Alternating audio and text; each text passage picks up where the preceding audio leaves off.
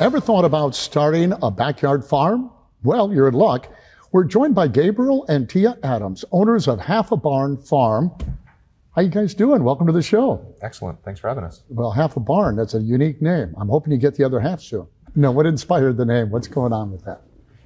Well, we have a half a barn.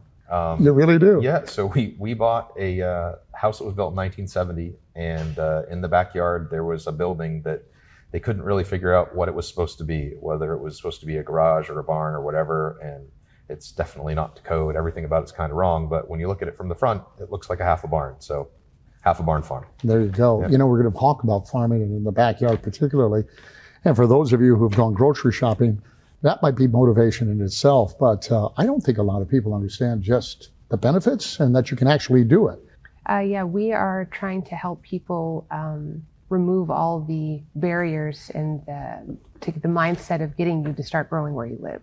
So one of the biggest goals is to try to just help people to realize they can start growing right where they are, and it doesn't take a lot of space. So you can do a lot in a small space. We're in a 1.7 acre micro farm, and we're doing a lot with it. We're making it work really hard. We have a very, very large vegetable garden. We raise chickens for both meat and eggs. We have ducks. We have rabbits for meat.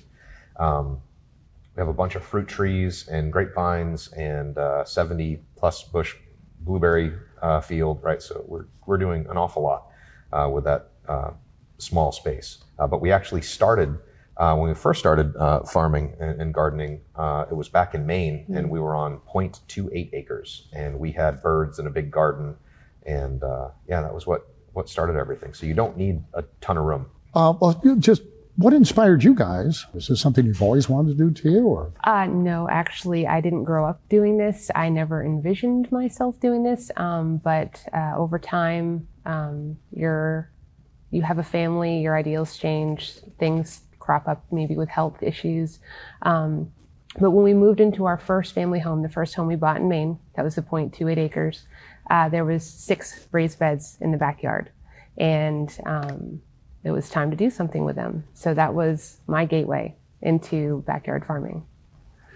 Now, for some folks who are watching who have that desire to backyard farm, and I've actually had that and tried it, and I failed miserably, okay?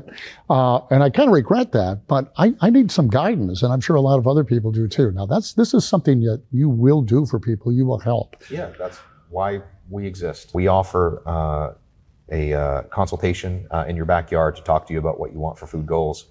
We can build you beautiful raised bed gardens, install chicken coops, rabbit hutches, rainwater collection for irrigation, and actually teach you on your own property how to reach those goals. We also offer classes at our farm and tours of our farm. For folks that are watching right now, what are some of the benefits that they can derive from it? Even peace of mind and everything else that goes along with gardening, because it's not easy work.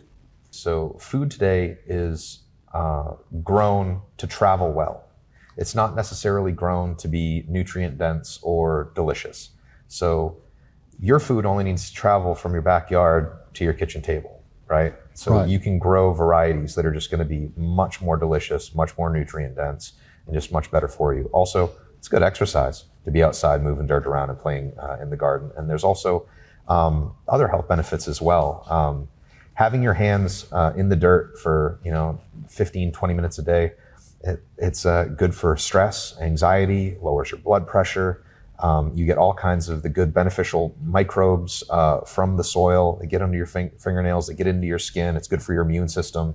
It's just good for your soul. You should plant a garden.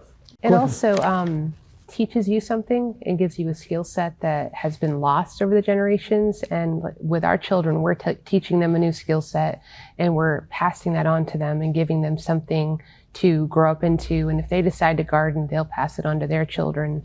So we're reclaiming some of the old lost ways that are really better and healthier. Yeah, I notice a difference. Eating something out of the garden versus something out of the store. There is a huge difference. Maybe some quick tips? I'd say start right now where you are. Even if you're just going to grow some herbs on a pot and on the windowsill, start there. Start patronizing your local farmer's market. practice making that food really delicious and cook and reclaim some of those old skills. If you have even an apartment balcony, you can put a little tiny garden bed out there and grow something. Go bigger, you have only a townhouse, you can still have a few beds, and they're portable and mobile, and if you move, you can take them with you. Container gardening is an excellent way to start, but just starting really is the biggest thing that needs to happen. Don't wait. So let's talk a little bit about some of the things you offer. If someone were to get a hold of you, some of the services, the consultation that you do, I know it's pretty broad. Yeah. So we offer backyard consultations to talk to people about their different food goals, whether they want to have just a really good kitchen garden or whether they want to grow so much food that they're eating off of it all winter long.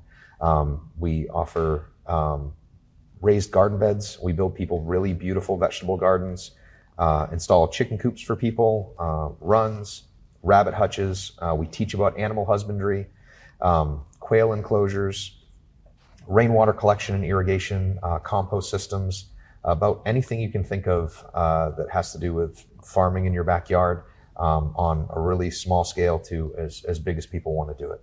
Anything short of commercial farming, that's our wheelhouse. Let's talk about somebody you have helped and the success that they've enjoyed. You got a story? Yeah, we do. Very interesting. Back in April, we went out to a client's house and we spent some time with her talking about her food goals, looking at her infrastructure she already had. She wanted to really expand her garden, start growing a lot more things, wanted to get into backyard chickens. And we left with a plan. And then we heard from her a few days later where she said, you know what? I just can't do all the things I want to do here. So I'm moving. So she sold her house and she bought more land out in the country. It's on a ton more land, but it's more for her. She doesn't have any restrictions with an HOA. And we just built her a 16 by 24 enclosed garden. I taught her earlier this week how to plant all of it.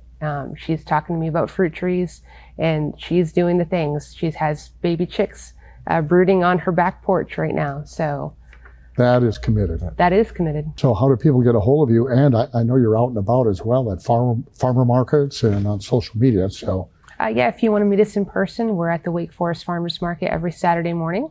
But if you want to find us online, you can go to www.halfabarnfarm.com.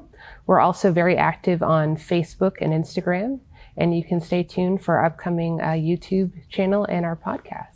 Nice. Something to look forward to. What are you doing this weekend, by the way? You got anything going on? I got a little piece of land. You should come visit. We would, but first you're going to have to go and see us at the Farmers Market in Wake Forest. Beautiful. Thank you, guys. And thank you. We're going to come back. We got a lot more to talk about, so stick around.